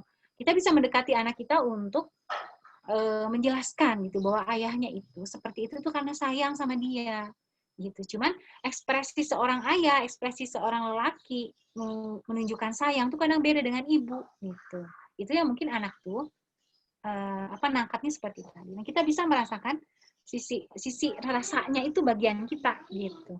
Kalau saya sendiri, kalau boleh sharing sedikit pengalaman ya, kalau saya sendiri kesepakatan dengan suami ya, kalau anak kami tuh nggak mau sholat, itu hukumannya tadi dia masukin ke kamar gitu ya, dan dia seharian di kamar, itu nggak boleh dia keluar main sama adiknya atau dia nonton TV, itu nggak boleh, benar-benar cuma di kamar, dan keluar kamar itu hanya untuk kepentingan yang mendesak, kayak misalnya dia perlu ke kamar mandi, perlu makan, itu aja gitu. Nah, itu dia nangis ya, si anak yang laki-laki ini nangis karena ngerasa ayahnya tuh kan langsung masuk kamar, langsung dikunci dari luar gitu. Udah nggak ada banyak ngomong gitu kan. Nah, di situ saya bagian menginikan perasaannya. Jadi saya masuk ke kamarnya, saya ajak ngobrol sambil dipeluk, sambil diusap-usap ya, sambil dia nangis, sampai saya jelasin gitu bahwa ayah seperti ini tuh, abi seperti ini tuh sayang sama kamu. Kalau kamu dibiarin nggak sholat, kebayang nggak sampai kamu besar, kamu akan jadi orang yang menyepelekan sholat. Jadi ini tuh karena kami sayang gitu. Abi juga sayang sama kamu kayak gitu. Nah, itu porsi kita, Bu, para istri, para wanita, karena kita memang rasa lebih dominan. Jadi kembali ke bahasan kita, ketika di sini dikatakan wanita itu kurang akal dan agamanya, ini bukan merendahkan kaum perempuan, Ibu ya. Tadi dari sisi potensi, ya wajar kita itu perempuan memang lebih banyak ke depan rasanya daripada logikanya. Itu maksudnya kurang akal itu. Gitu ya. Jadi bukan kurang akal, maaf ya, nggak waras, bukan gitu ya. Akal kita juga berfungsi sebagaimana laki-laki. Perempuan yang pintar juga banyak ya. Berarti akalnya kan sama ya, potensi akalnya dengan laki-laki. Cuman kita kalau menghadapi realitas tuh kadang kita rasa dulu yang ke depan, gitu. Baru dipikirin gitu ya di belakangan. Gitu. Nah, satu lagi makna kurang agama itu apa? Kurang agama itu karena dalam kondisi tertentu amalan kita kan berkurang ya Bu ya. Perempuan itu ketika haid, ketika nifas itu kan tidak sholat, tidak saum gitu ya. Sehingga mau tidak mau memang agama kita kurang dari sisi itu. Gitu. Makanya di sini Rasulullah berpesan kepada para suami, dalam kondisi seperti ini, istri itu memang jadi nampak tidak stabil. Kayak tadi misalnya, akalnya kurang. Itu biasanya perempuan itu minimal sebulan sekali akan mengalami kondisi akalnya kurang. Ketika apa? Ketika PMS, mau haid ya. Kita suka ngerasain ya, kalau mau haid itu PMS itu kan tiba-tiba sensitif, tiba-tiba gampang emosi. Itu masih secara fitrahnya seperti itu. Kenapa? Karena kan ternyata secara kajian ilmiahnya, setiap kita mau datang bulan, tubuh kita nih, tubuh kita para perempuan itu sedang mempersiapkan rahim.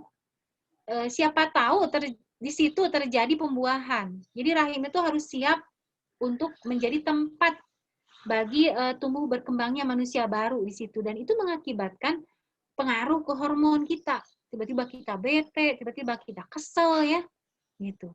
Tiba-tiba kita sedih nggak jelas, pengen nangis gitu kan ya kalau PMS. Nah kalau di dalam hadis itu yang dimaksud dengan kondisi nakisatu aklin tadi. Dalam kondisi tadi akalnya berkurang. Maksudnya apa? Jadi dalam kondisi lagi PMS tadi misalnya ya, akhirnya kita melakukan tindakan-tindakan yang nggak logis gitu loh Bu. Itu maksudnya. Jadi benar-benar ngikutin mood kita aja gitu. Kita lagi bete ya bete, nggak logis. Kayak dulu tuh ya, kalau suami saya pernah curhat tuh dia mungkin teman kerjanya di kantor yang lagi PMS. Mungkin ya bayangin saya. Jadi namanya di kantor ibu-ibu yang kerja yang ngantor tuh pasti merasakan kadang ada konflik ya di kantor tuh kan dengan teman kerja. Ini suami saya konflik juga dengan teman kerjanya kebetulan ibu-ibu. Nggak tahu lah masalahnya apa ya. Pokoknya ya masalah kerjaan. Pokoknya kemudian si ibu ini bilang gini ke suami saya, udah saya karena lagi kesel sama bapak katanya. Tolong bapak jangan hubungi saya, jangan telepon saya, jangan WA saya, jangan ngirim email ke saya gitulah. Ini suami saya bengong, suami saya bilang gini, terus kalau nggak boleh ngehubungin dia, kalau ada urusan kerjaan terus gimana katanya. Jadi kerjaan itu jadi terlantar kan gitu. Butuh kerjaan-kerjaan di kantor karena si ibunya ini nggak mau dihubungi karena lagi bete sama suami saya gitu kan. Nah itu kan tindakan di luar logika, benar nggak Bu? Jadi nggak mikir pakai logika gitu bahwa ketika dia lagi bete, makanya saya bilang mungkin lagi PMS nih gitu, teman kantornya nih. Nah ketika lagi bete, lagi apapun kan harusnya ini kan masalah kerjaan gitu. Dan memang perlu untuk istilahnya namanya orang partner kerja kan bicara gitu ya, kerja sama gitu. Ini ngasih warning kayak gitu, jangan hubungin saya gitu, karena saya lagi kesal sama bapak gitu. Terus gimana dong urusan kerjaan, sementara urusan kerjaan ini adalah pekerjaan yang ada di dalam wilayah wewenang si ibu tadi. Terus nggak boleh menghubungi dia gimana, gitu kan ya? Nah itu berarti tadi itu akalnya lagi kurang, gitu. Maksudnya berpikirnya tuh logikanya lagi nggak dipakai nih si ibu, gitu ya, lagi mengedepankan rasa hatinya yang kesal, gitu kan ya. Nah itu maksudnya. Jadi Rasulullah itu sendiri sudah dari jauh-jauh hari mengamanahkan kepada para suami, para lelaki, begini loh perempuan itu gitu, karakternya gitu. Maka harus bersabar, berlemah lembut kepada perempuan. Makanya kan suka ada ini ya Bu, suka ada candaan tuh wanita tuh selalu benar gitu kan ya. Wanita itu selalu benar. Kalau misalnya wanita salah pasal 1, wanita selalu benar pasal 2. Kalau wanita itu salah, lihat lagi pasal 1. Gitu kan ya. Suka ada candaan kayak gitu. Makanya kadang para suami itu suka bingung menghadapi para istri serba salah. Ini maunya apa sih gitu kan ya. Sudah karakternya perempuan seperti itu. Di dalam hadis dikatakan, ya tadi itu, nakisatu aklin wadinin. Gitu. Kurang akal dan agamanya. Jadi kita itu kalau enggak ngaji itu kebayang ya, makin tidak terkontrol gitu ya. Kalau di dalam hadis yang lain dikatakan laula anallaha satarul mar'ah bil haya lakanat salatu sawa kafan minat turabin. Seandainya Allah itu tidak menutup para wanita ini dengan rasa malu, maka sesungguhnya mereka itu bagaikan patung dari tanah. Nah, maksudnya apa? Jadi, salah satu pengerem bagi kita wanita supaya tidak berperilaku buruk seperti yang tadi kita bahas, salah satunya adalah tempelkan rasa malu. Nah, perempuan itu kehormatannya itu ada pada rasa malunya, Bu, gitu. Dikatakan di sini, kalau tidak punya rasa malu, maka perempuan itu diibaratkan seperti patung yang terbuat dari tanah. Maksudnya apa? Coba kita lihat patung. Patung itu kan mau dipegang, mau dipindah-pindahin, mau dibungkus kayak, mau dilempar, digimanain, tidak ada perlawanan kan, namanya juga patung. Nah, perempuan zaman sekarang yang mau badannya dibuka, dipegang-pegang, bukan lelaki mahramnya, dilihat-lihat keindahan tubuhannya sama lelaki yang bukan mahramnya, itu ibarat patung yang terbuat dari tanah. Karena tidak ada rasa haya di situ, rasa malu. Gitu. Jadi yang membuat kita perempuan ini terjaga kehormatannya itu adalah salah satunya kita punya rasa malu. Jadi ibu-ibu kalau masih punya rasa malu itu bagus. Malu ya, bukan malu-maluin ya Bu ya. Kalau malu-maluin mah jangan ya. Ini merasa malu. Kayak misalnya tadi dalam kondisi kita misalkan lagi di luar rumah dengan suami kita, ketemu dengan teman suami kita di jalan, milikilah rasa malu. Jangan kita ngerasa ada teman suami kita itu, kayaknya kita ikut-ikutan heboh, ngobrol, nggak jaga diri, nggak jaga ifah. Nah, itu. Kayaknya rasa malu itu yang membuat kita tidak terhormat, gitu ya. Dan diibaratkan di sini seperti patung dari tanah. Waktunya masih ada, oh udah mau habis ya. Apa dilanjut minggu depan? Ya dilanjut minggu depan aja ya. Jadi minggu depan insya Allah kita akan bahas, nanti saya buatkan lagi slide-nya, tadi belum sempat ya. Kita akan bahas minggu depan itu. Tadi kan itu perilaku-perilaku buruk istri, gitu kan ya. Nah kemudian yang harus jadi muhasabah para suami adalah ketika istrinya berperilaku buruk, sudahkah dia memberikan pendidikan atau membekali istrinya dengan ilmu agama atau belum? Nah minggu depan insya Allah kita akan bahas sebetulnya ilmu apa saja atau pemahaman apa saja yang harus diberikan suami pada istrinya. Yang itu merupakan kewajiban suami dan hak istri. Jadi kalau si suami tidak membekali ilmu itu pada istrinya, dia berdosa dan tidak bisa disalahkan kenapa istrinya hanya berperilaku buruk gitu. Itu kita bahas insya Allah minggu depan. Karena rada panjang dan detail juga ya Bu ya. Nanti poin-poinnya tuh masya Allah. Pokoknya aku kalau baca sendiri tuh ya Allah gitu ya, baru tahu gitu ya dari kitab ini. Yang mungkin nanti bisa sebetulnya sih kalau untuk bahasan kita minggu depan itu bagus banget kalau bapak-bapak ikut dengar sebetulnya. Karena ini kewajiban mereka ya, di poin mendidik istri khususnya, yang mendidik anak juga ya. Ilmu apa saja itu harus diajarkan ke istrinya gitu. Ya itu merupakan kewajiban suami gitu ya. Kewajiban suami bukan kewajiban ustadz, ustazah atau guru ngaji gitu. Tapi kewajiban suami. Ini sih kita bahas minggu depan. Saya minta waktunya lagi ya, karena tadi juga kita mulai kan agak terlambat ya. Ini soalnya ada pertanyaan masuk. Ini dari, saya baca pertanyaannya aja ya. Khawatirnya yang nanya nggak mau disebut namanya. Di pertanyaannya aja. Kecuali, oh ya, apalagi chatnya private ya. Jadi memang namanya nggak usah disebut ya. Pertanyaannya gimana cara menyikapi kondisi rumah tangga di mana segala kesalahan suami, misalnya berhutang banyak tanpa sepengetahuan istri, menyukai wanita lain, kemudian tidak memiliki usaha maksimal memenuhi kebutuhan keluarga karena istrinya kerja gitu ya, dan kurang bisa membimbing anak istri dalam ilmu agama, kesalahan ini tetap ditumpukan pada istri yang dianggap tidak bisa mendukung suami. Karena dianggap suami adalah orang yang baik. Menjadi tidak baik dianggapnya karena ulah istri. Penilaian ini adalah anggapan dari mertua. Jadi hubungan suami istri dan mertua juga jadi tidak harmonis. Iya. Ya lumayan rumit juga ya. Ya. Nah, memang di sini Bu, ya semuanya itu kembali ke ini ya Bu ya, kembali ke pemahaman. Sering kita bahas ya, ketika suami menimpakan berbagai ketidakberesan dalam keluarga atau dalam rumah tangga itu kepada istrinya, itu kadang dalam posisi dia tidak menyadari kewajiban dia itu apa saja. Gitu.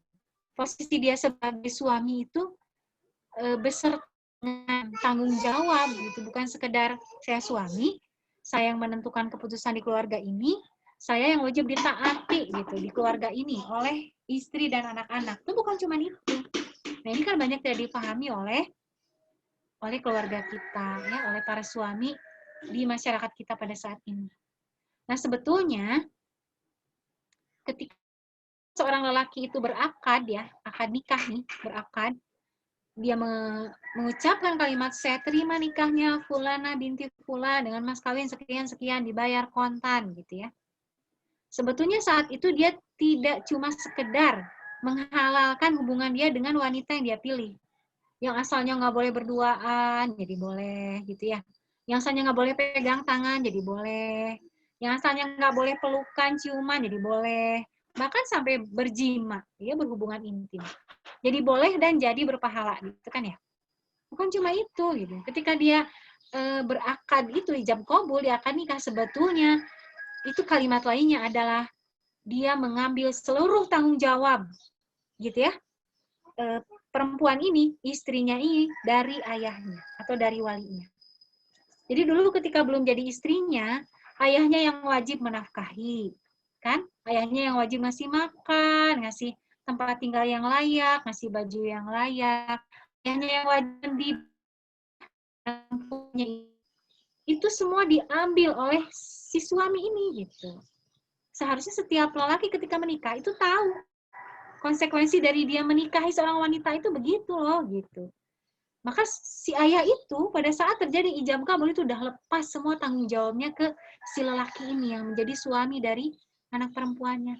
Makanya di dalam suatu hadis dikatakan ketika terjadi akad nikah itu arsy Allah itu berguncang. Arsy itu langit paling tinggi kan, di mana di situ Allah berada. Jadi arsy Allah yang paling tinggi itu berguncang saking beratnya gitu loh, tanggung jawab yang dialihkan dari seorang ayah kepada menantu lelakinya ketika akad nikah itu terjadi. Saking beratnya. Makanya dalam ayat Al-Quran dikatakan, pernikahan itu misakon ghalizo, perjanjian yang berat. Gitu. Karena tanggung jawab suami itu berat. Gitu. Ketika dia menikahi seorang perempuan, nanti istrinya tidak nutup aurat, istrinya tidak sholat. Tadi yang kita sebut beberapa perilaku buruk istri ya, istrinya ngomongin orang, ngerumpiin orang, sampai maki-makiin orang, itu semua tanggung jawab dia gitu. Kenapa istrinya bisa jadi kayak gitu? Kayak gitu ya Bu ya. Belum kalau nanti dikaruniai Allah anak-anak kan, anak-anak ini soleh apa tidak, anak-anak ini kayak gini, itu semua tanggung jawab seorang suami kayak gitu. Beda hal Bu, beda hal kalau suami sudah melakukan pendidikan pada istrinya, sudah menasehati istrinya, istrinya tetap aja berperilaku buruk. Nah, ini ya udah suami udah lepas tanggung jawab dari sisi itu karena dia sudah melakukan kewajibannya. Kalau kondisi yang seperti ini berarti betul nih istrinya yang bermasalah, nggak mau nurut. Gitu. Makanya saya sering ya ngangkat contoh almarhum Ustadz Hari Mukti yang mantan rocker itu kan. Kita tahu kan beliau menceraikan istrinya yang pertama. Mungkin masyarakat awam tuh menganggap perceraian tuh hal yang buruk kan, aib, tabu gitu kan dilakukan. Tapi ketika itu menjadi satu-satunya jalan, karena istri ini udah nggak bisa dididik lagi, ya udah gimana lagi? Karena mungkin posisi almarhum Ustadz Hari Mukti dia nggak mau di akhirat nanti mungkin ya. Dia dimintai pertanggungjawaban oleh Allah atas istrinya yang berperilaku buruk. Ya udah saya lepaskan aja, bukan istri saya lagi, bukan tanggung jawab saya lagi. Karena istrinya ini di awal Ustadz Hari Mukti hijrah itu awalnya nurut, ikut hijrah ya. Istrinya mau menutup aurat, mau berjilbab, meninggalkan dunia keartisan. Tapi mungkin karena orang yang hijrah tuh ujiannya juga oleh Allah ya berat ya untuk menunjukkan dia benar-benar mau berubah atau enggak, mau istiqomah atau enggak. Ini kan ujian tuh menimpa ya Ustadz Hari Mukti. Jatuh miskin lah, apa segala macam, popularitasnya hancur kan, dengan memutuskan tidak mau lagi jadi rocker. Nah mungkin istrinya di ujian ini nggak tahan. Hanya istrinya itu kan kembali ke dunia keartisan, membuka lagi auratnya, ikutan lagi modeling, ya segala macam. Dan sudah berusaha mengingatkan gitu, Ustadz mungkin ini ke istrinya, tapi nggak mau berubah, ya sudah diceraikan. Gitu. Jadi kadang perceraian itu juga suatu jalan supaya ya kita tetap fokus pada tujuan kita ingin meraih surga Allah. Jadi tidak bertahan dengan pasangan yang nggak akan membawa kita ke surga Allah. Intinya begitu. Jadi kalau misalnya suami ingin menimpakan berbagai perilaku buruk dia pada istri, apalagi itu semakin salah lagi gitu ya. Perilaku buruk istri saja itu harus jadi evaluasi buat dirinya. Apa dia sudah menjalankan fungsi mendidik dan menasehati kepada istri atau belum? Apalagi kemaksiatan dirinya sendiri tadi, misalnya dia selingkuh kah, dia malas-malasan dalam mencari nafkah, itu benar-benar semua dosa dia, tanggung jawab dia, kesalahan dia. Yang justru fatalnya adalah dari maksiat atau dari dosa atau kesalahan yang itu dia lakukan sendiri, efeknya malah bukan cuma buat dia kan, ketika dia malas cari nafkah, itu kan yang jadi korban anak dan istrinya gitu, kayak gitu ya. Nah, ini memang kalau saya suka membayangkan ya Bu ya, ini kondisi miris di tengah-tengah masyarakat kita, nikah tanpa ilmu, intinya gitu. Jadi ketika nikah itu masing-masing nggak tahu hak dan kewajiban masing-masing. Istri nggak tahu bahwa dia wajib mentaati suami, banyaklah para istri yang membangkang seperti yang kita lihat sekarang ya, berperilaku buruk gitu ya pada suaminya. Terus para suami juga tidak paham kewajiban dia apa, akhirnya dia ya kayak gitu ya, tidak pernah mendidik istrinya atau melalaikan kewajiban-kewajibannya gitu. Jadi memang kondisi sekarang itu miris ya, dari sisi internal rumah tangganya, suami istrinya tidak paham kewajiban masing-masing gitu ya. Kemudian dari sisi eksternalnya kita hidup di tengah-tengah masyarakat dengan beban hidup yang berat. Hidup kita sekarang tuh berat, Bu. Kita hidup di sistem ekonomi kapitalisme yang memang tidak berpihak pada rakyat kecil. Kita ngerasain kan sekarang tuh gimana namanya bayar listrik tuh boros, harga-harga mahal, yes. Berat gitu ya hidup kita saat ini. Akhirnya kadang itu juga menjadi faktor yang makin memberatkan suami istri ini semakin melalaikan kewajiban dan hak masing-masing. Makanya tadi ya suka ada suami yang ada istrinya udah kerja, akhirnya dia merasa udahlah gitu. Padahal gitu ya itu bukan kewajiban istrinya gitu kan, itu kewajiban dia. Istri itu ketika bekerja dan hasil dari bekerjanya itu dia pakai ya untuk memenuhi kebutuhan keluarga, itu menjadi nilai sedekah buat istri gitu. Tapi tidak menggugurkan kewajiban suami gitu. Nggak jadi begini, kebutuhan sehari-hari keluarga semuanya gitu ya udah tertutupi misalkan dari gaji istri, ya udah suami berarti nggak wajib lagi menafkahi, ya tidak gitu, dia tetap wajib karena istri mah itu kan sedekah nilainya, bukan nafkah. Nafkah dengan sedekah tuh beda.